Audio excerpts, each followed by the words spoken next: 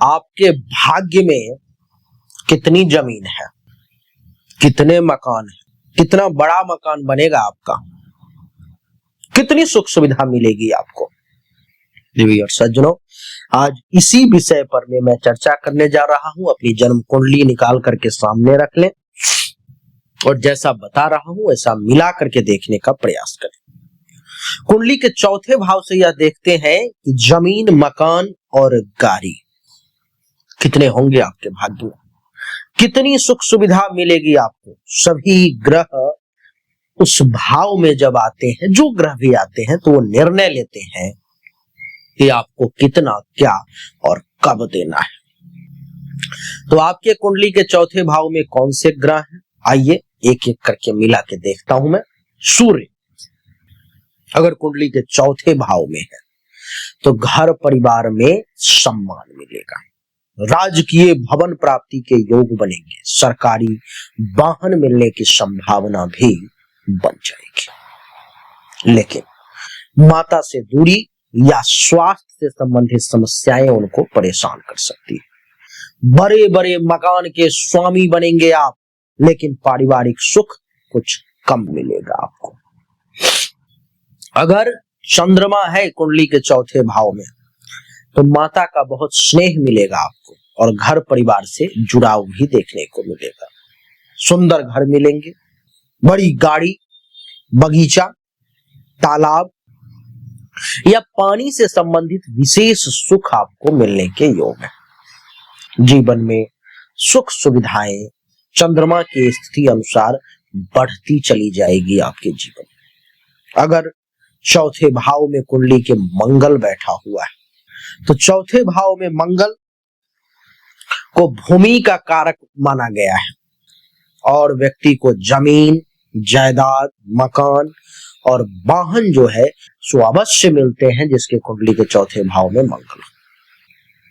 माता से मनमुटाव हो सकता है या गृह कलह की स्थिति जो है सो संभव है। खुद मेहनत कर संपत्ति खड़ी करते हैं वो लोग जिनके कुंडली के चौथे भाव में मंगल। अगर बुध है चौथे भाव में आपके तो घर सुंदर बनेंगे, कलात्मक और बहुत ही आर्ट से भरा हुआ घर आपका देखने को रहेगा। वाहन और सुख सुविधाओं की आपको निश्चित तौर पर में प्राप्ति होगी। माता से अच्छा संवाद और शिक्षा में प्रगति देखने को मिलेगा अगर चौथे भाव में बुध है। मकान या जमीन से व्यवसायिक लाभ भी संभव है। अगर आप जमीन या मकान से संबंधित बिजनेस व्यवसाय करते हो तो उसमें भी आपको खूब फायदा होगा। चौथे भाव में अगर बृहस्पति विराजमान है, बहुत शुभ स्थिति है ये। बड़े मकान प्राप्त होंगे, धार्मिक स्थल, वाहन और आरामदायक जीवन जीने का अवसर मिलेगा। आपके माध्यम से कोई धार्मिक स्थल का भी निर्माण होगा। माता का आशीर्वाद और घर में धार्मिक वातावरण भी देखने को मिलेंगे। जमीन जायदाद का विस्तार करेंगे और सुखी पारिवारिक जीवन का आनंद लेंगे। अगर आपके कुंडली के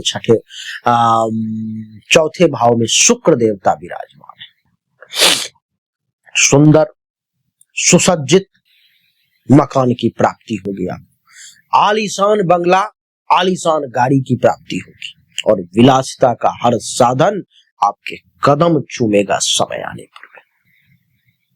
माता से गहरा प्रेम और घर में शांति के योग, आलीशान जीवन शैली और बहुत गहने और ऐश्वर्य प्राप्ति के योग। अगर चौथे भाव में शनिदेव विराजमान है, मकान और गाड़ी में देर होगी, यानी कि मकान और गाड़ी देर से मिलेंगे, लेकिन जब मिलेंगे तो अस्थायी तौर पे मिलेंगे, छीनेंगे नहीं कभी आपसे। जीवन में धीरे धीरे सुख की वृद्धि होगी। माता को कष्ट होगा या उनके स्वास्थ्य की चिंता आपको सताएगी। बड़ा और मजबूत घर, लेकिन कभी कभी पारिवारिक और संतोष की स्थिति भी देखने को मिलेगी।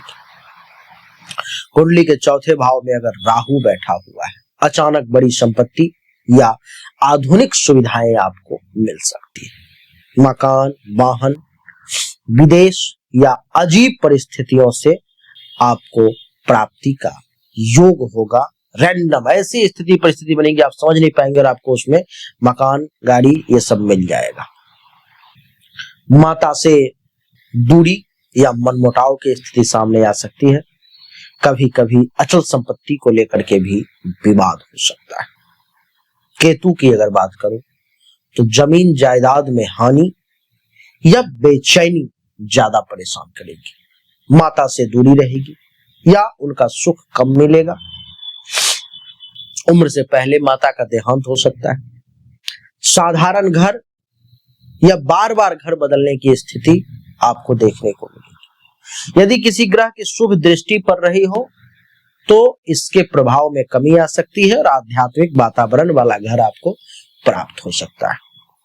देवी और सज्जनों, चौथे भाव में ग्रह के अनुसार मकान, गाड़ी और सुख सुविधाएं मिलती है, जिसमें मंगल, बृहस्पति और शुक्र चौथे भाव में जिसके हो, इस तीनों में से कोई भी ग्रह तो वो बहुत शुभ स्थिति माना जाता है, जबकि केतु और शनि विलंब और कठिनाई से आपको सुख देते हैं। तो यही छोटी सी वीडियो थी जिसमें हमने आपको बताने का प्रयास किया कि आपको जमीन, मकान और गाड़ी का सुख कितना है। वैसे संपूर्ण कुंडली की जांच करके ही सही निर्णय लिया जा सकता है। हमने अभी तक आपको जो भी जानकारी दी ये 100% सत्य नहीं है। फिर से सुने, 100% सत्य नहीं है। आपने बिल्कुल सही सुना है। ऐसा मैं क्यों कह रहा हूं? क्योंकि अभी तक जो हमने आपको बताया ये एक सामान्य राशिफल है, विशेष नहीं है। विशेष जानकारी, 100% एक्यूरेट जानकारी तो आपको तभी मिल सकती है जब पर्सनली आपके जन्म कुंडली की जांच की जाए, पर्सनली आपके हाथ की रेखा को देखा जाए, तभी तो सिर्फ आपके बारे में सही जानकारी आपको प्राप्त होगी। और जब वो जानकारी प्राप्त होगी तो वो 100% एक्यूरेट होगी। आपको जानना चाहिए, अगर आपको परिश्रम ज्यादा करना पड़ रहा है लेकिन परिणाम नहीं मिल पा रहे हैं, आपको भाग्य का साथ नहीं मिल पा रहा है, जिस पोजीशन पर आपको होना चाहिए उस पोजीशन पर आपसे पहले कोई और पहुंच जा रहा है, इसका अर्थ है कि भाग्य का साथ नहीं मिल रहा है, भाग्य के देवता की स्थिति कुंडली में गलत है, उसको ठीक करने की जरूरत है। दूसरा, अगर आप बहुत परिश्रम कर रहे हो, आमदनी के कई सोर्स को तलाशने की कोशिश कर रहे हो, लेकिन आमदनी बहुत ज्यादा कर नहीं पा रहे हो जितनी इच्छा है, जितनी कोशिश है, तो चेक करने की जरूरत है कि आमदनी के जो देवता हैं उनकी क्या स्थिति है कुंडली में, आखिर आमदनी क्यों नहीं बढ़ पा रही। अगर आप पैसा तो कमा रहे हो लेकिन बचत नहीं कर पा रहे हो, लाख प्रयास करते हो लेकिन फिर भी कितना भी पैसा कमा लूं, कितनी भी कोशिश कर लूं, बचत नहीं हो पा रहा है, तो आपको चेक करने की जरूरत है कि जन्म कुंडली में जो धन, धान्य, संपत्ति के बचत की देवता हैं, जो बैंक बैलेंस के देवता हैं, उनकी क्या स्थिति है, क्यों ऐसा हो पा रहा है।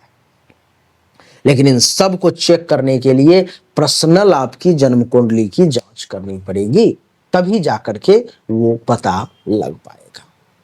देवी और सज्जनों, चाहे कोई बीमारी है जो आपको बहुत परेशान कर रहा है, बहुत परेशान कर रहा है, आप ठीक नहीं हो पा रहे हो, चाहे आपका विवाह नहीं हो रहा, वैवाहिक जीवन में अथवा परेशानी आ रही है, मामला तलाक तक पहुंच गया है या विवाह हो ही नहीं पा रहा है, जिस काम को करने की कोशिश कर रहे हो हर काम में रुकावट आ रहा है, जमीन, मकान, गाड़ी चाह रहे हो लेकिन हो नहीं पा रहा है, तो इन सभी शंकाओं का समाधान जन्म कुंडली देखने के बाद ही मैं आपको दे सकता हूं। उसके लिए सामने दिए गए नंबर पर मैं अपनी जन्म तारीख, जन्म समय, जन्म स्थान दोनों हाथ के हथेली का फोटो अवश्य भेजे। जो शुल्क है जमा करें, इंतजार करें, आपको जानकारी अवश्य मिलेगी। अच्छा लगा तो वीडियो को लाइक करें, शेयर करें, चैनल को सब्सक्राइब करके इसके बेल आइकन के बटन को दबा दें।